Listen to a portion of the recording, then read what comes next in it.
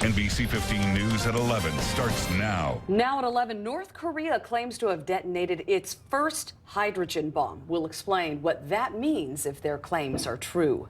Plus, the State Senate committee discusses adding a new color to hunting gear, hoping to attract more women to the sport. And the latest and greatest apps, gadgets, and devices are in Las Vegas today at the Consumer Electronics Show. We will show you some that are creating quite the buzz.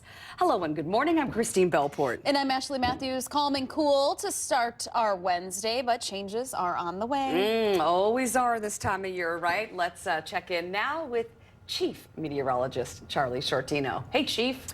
Hello, and thank you for that great introduction.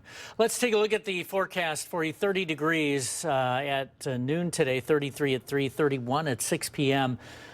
We've already seen a few clouds starting to work their way in compared to what we had earlier this morning, and we'll have some cloudiness around. There'll be breaks here and there during the afternoon. 33 is the anticipated high. That is above average.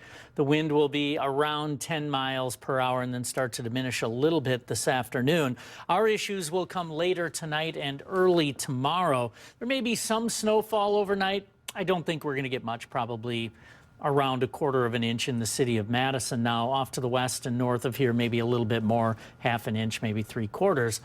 But we could start to get into a mix of precipitation toward daybreak tomorrow and into the morning hours. We're going to talk about that coming up.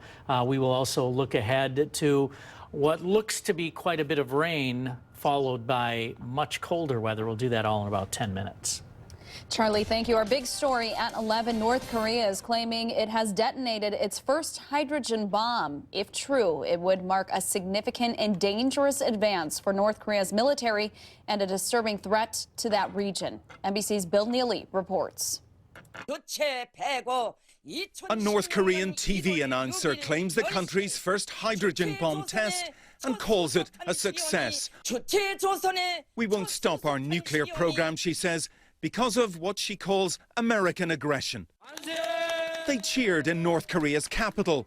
They've seen 3 previous tests announced, but never of an H-bomb, a far more powerful weapon. The US is waiting to invade our country, this man says, so it's the right thing to do. The hydrogen bomb, he says, is a reliable way of defending ourselves.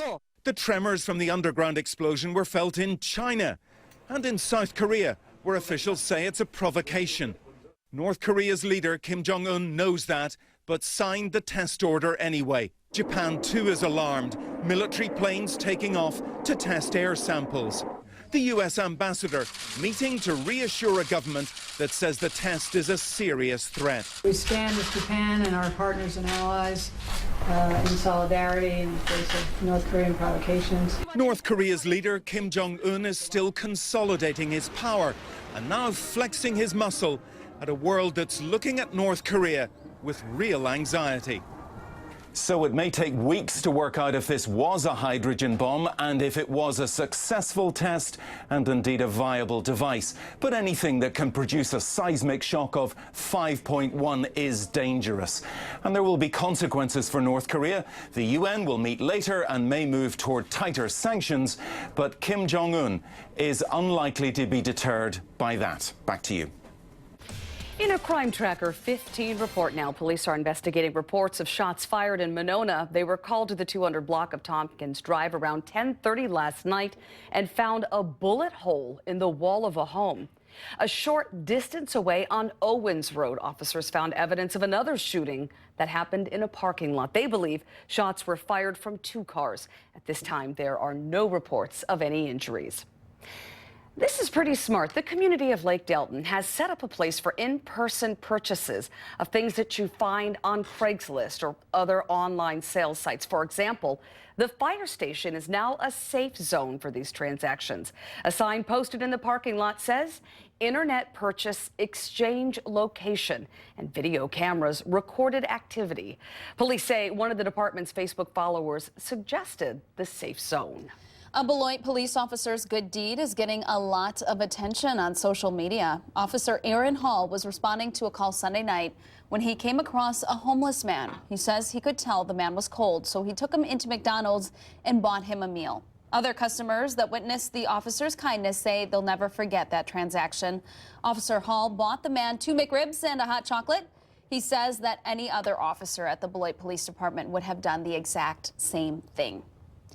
Happening today, a state Senate committee is holding the final hearing on a bill that would allow hunters to swap their blaze orange for bright pink. Current law requires at least half of the clothing gun deer hunters wear above the waist to be blaze orange.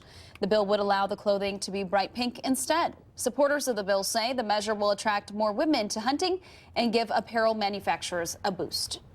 Well, we all know the saying, what happens in Vegas stays in Vegas. But this week, what's happening in Vegas is making a splash around the world.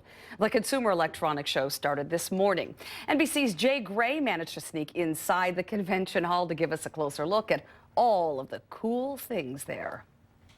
Hey there, from the opening day of the Consumer Electronics Show, 2 million square feet of exhibits, more than 170,000 expected to take it in. It's not open to the public, but we do have a few of the hot items here. Let's give you a look at what you can see at this show. First, drones. They're still a big deal. This is Pro's drone. You see, you can fold it up, take it where you need to go, and then unfold it, and you'll be ready to fly. It has cameras, everything from HD, which is stock, all the way to 4K cameras. They're dropping in price. They're doing more drones. Again, still a big deal here. Wearable tech, always something to watch. Polar makes these activity bands. They'll monitor your sleep. They'll monitor what you eat. They'll tell you how you're working out and how you can do it better. If you're going to work out, you probably want some music. You can use these. They're from Urban Ears here.